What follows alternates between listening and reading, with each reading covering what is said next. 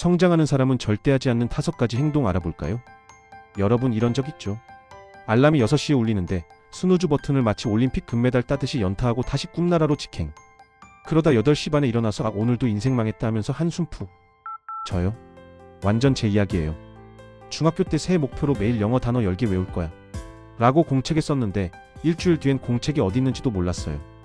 심지어 K-팝 신곡 댄스 따라하느라 정신없었죠. 근데 여기서 궁금한 거 하나. 성장하는 사람들, 그러니까 자기 꿈을 향해 꾸준히 나아가는 사람들은 뭘 다르게 하는 걸까요? 아니 더 정확히 말하면 그들이 절대 하지 않는 건 뭘까요? 오늘은 성장의 길을 막는 5가지 행동을 깊이 파헤쳐 볼게요. 이거 알면 당신도 소파와의 끈적한 러브스토리를 끝내고 새 장을 열 수 있을 거예요. 자, 시작합시다. 성장이 어려운 이유 사실 간단해요. 우리 뇌는 최단거리 마라토너예요. 항상 가장 편한 길, 가장 덜 아픈 길만 찾죠. 뇌한테 선택권을 주면 이렇게 말할 거예요. 왜 책 읽어? 유튜브 알고리즘이 더 재밌잖아. 왜 운동해?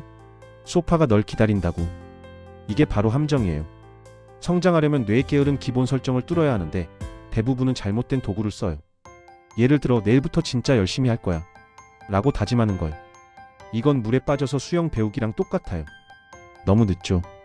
아니면 동기부여 영상 보면 힘이 날 거야 하면서 유튜브만 2시간 돌리다가 결국 BTS 다큐만 주구장창 보게 되고요. 성장하는 사람들은 이런 함정에 안 빠져요. 그들은 뇌를 속이는 법을 알거든요. 자, 그들이 절대 하지 않는 첫 번째 행동부터 볼까요? 첫 번째, 완벽해야 한다는 강박에 사로잡히기. 완벽주의는 성장의 최종 보스예요. 진짜로요. 운동 시작하려면 최고의 나이키 신발, 완벽한 헬스장, 심지어 스포티파이에 맞춘 플레이리스트까지 필요해 라고 생각해 본 적 있죠? 저도 그랬어요.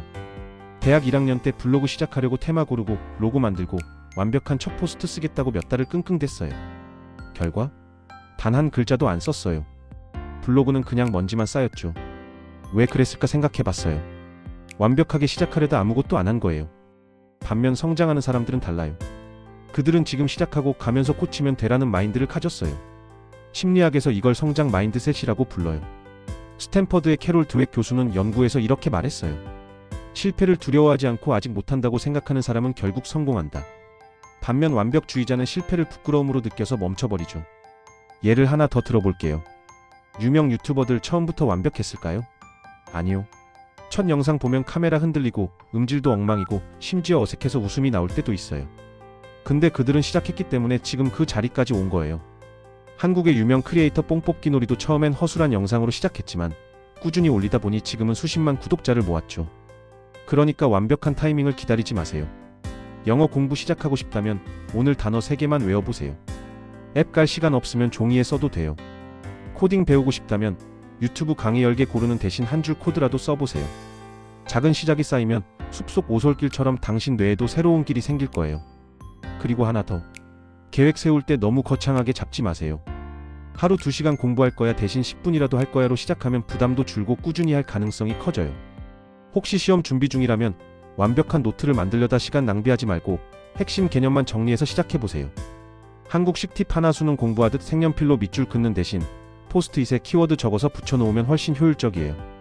두 번째, 불편함을 적으로 여기기. 우리 뇌는 불편함을 보면 도망가고 싶어해요. 새로운 언어 배우다가 발음 꼬이면 아, 나 이거 안 맞아 하면서 책 덮죠. 저도 그랬어요. 고등학교 때 피아노 배우고 싶어서 악보 샀는데 손가락이 꼬이니까 나 손이 너무 작나? 하면서 포기했어요. 사실은 그냥 불편한 게 싫었던 거예요. 근데 성장하는 사람들은 불편함을 친구로 만들어요. 그들은 불편함이 성장의 신호라는 걸 알거든요. 심리학에서 의도적 연습이라는 개념이 있어요. 스웨덴 심리학자 앤더스 에릭슨은 이렇게 말했죠. 최고가 되는 사람들은 약한 부분을 골라서 일부러 연습해요. 예를 들어 테니스 선수 세리나 윌리엄스는 약한 백핸드를 강화하기 위해 몇 년을 연습했다고 해요.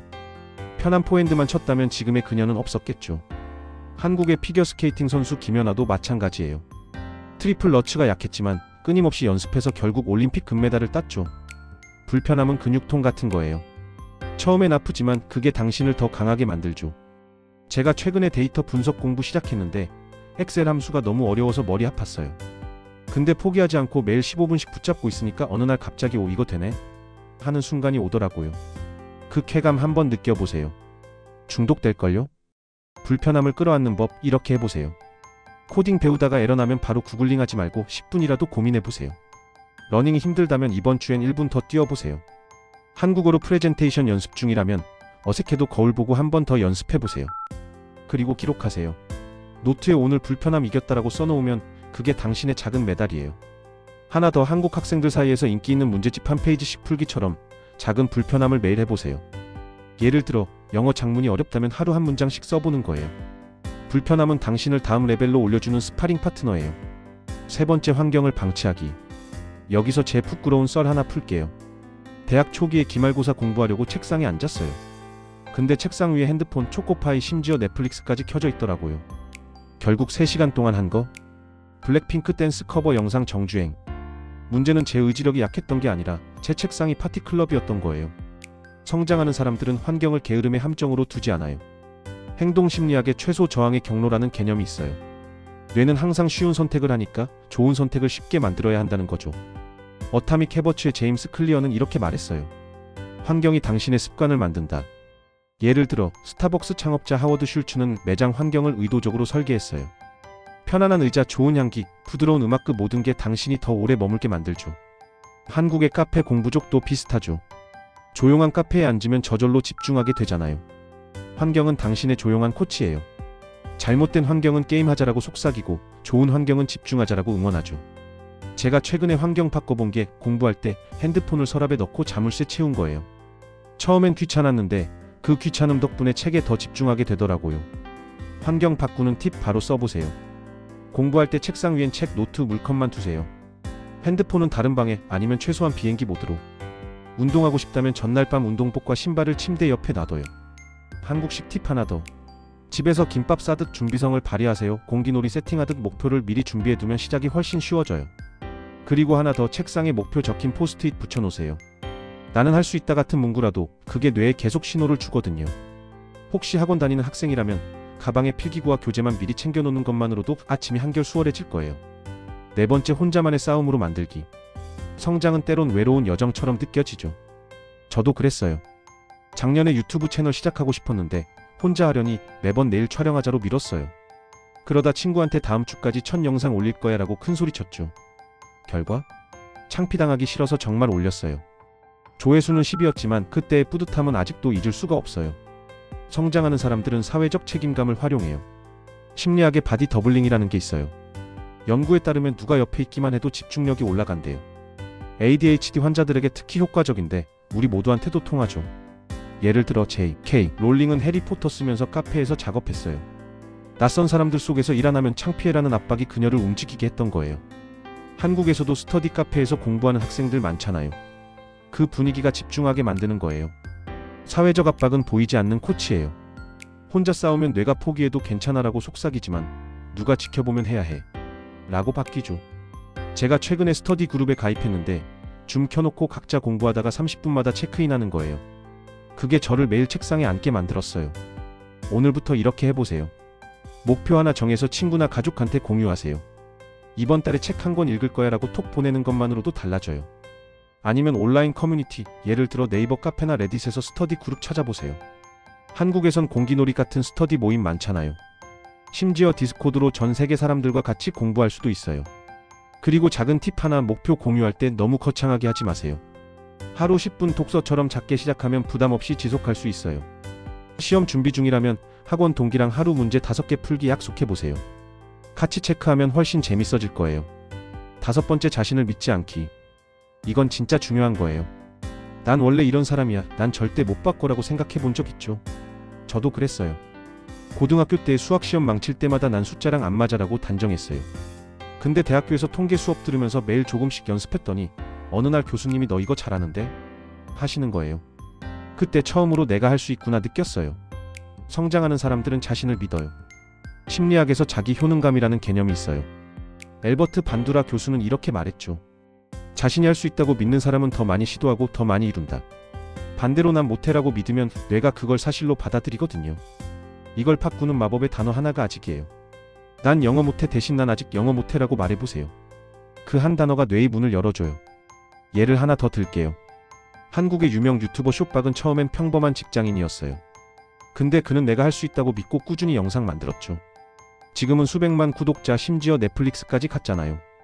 그 믿음이 그를 움직이게 한 거예요. 글로벌 사례로는 오프라 윈프리도 있어요. 가난하고 힘든 어린 시절을 보냈지만 내가 바꿀 수 있다고 믿었기에 지금의 오프라가 된 거예요. 자신을 믿는 법 이렇게 시작하세요. 작은 성공을 기록해보세요. 하루 10분 공부했다면 캘린더에 별표 쳐놓으세요. 5분 스트레칭했다면 핸드폰 메모에 나 했다 라고 적어보세요. 이 작은 승리가 쌓이면 당신의 뇌가 내가 할 수 있어 라고 믿기 시작해요. 그리고 하나 더, 거울 보고 자신에게 말해보세요. 난 매일 조금씩 나아지고 있어. 좀 어색해도 그 말이 뇌에 씨앗을 심어줄 거예요. 믿음은 근육이에요. 매일 쓰면 점점 강해지죠. 한국 학생들에게 팁 하나, 시험 성적이 기대 이하여도 이번엔 배웠으니 다음엔 더 잘할 거야 라고 생각해보세요. 그게 당신을 계속 앞으로 나아가게 할 거예요. 자, 성장하는 사람들이 절대 하지 않는 5가지 행동 되짚어볼게요. 첫째, 완벽주의에 빠지지 않기. 둘째, 불편함을 적으로 여기지 않기. 셋째, 환경을 방치하지 않기. 넷째, 혼자만의 싸움으로 만들지 않기. 그리고 마지막, 자신을 믿지 않기. 이 5가지를 피하면 당신은 이미 성장의 첫걸음을 뗀 거예요. 성장은 마라톤이에요. 100m 전력 질주처럼 완벽할 필요 없어요. 8번 넘어져도 9번 일어나면 그게 당신의 승리예요. 혹시 지금 뭔가 새롭게 시작하고 싶다면 댓글로 공유해주세요. 오늘부터 매일 10분 책 읽기 시작할게요. 같은 거라도 좋아요. 저랑 같이 응원할게요.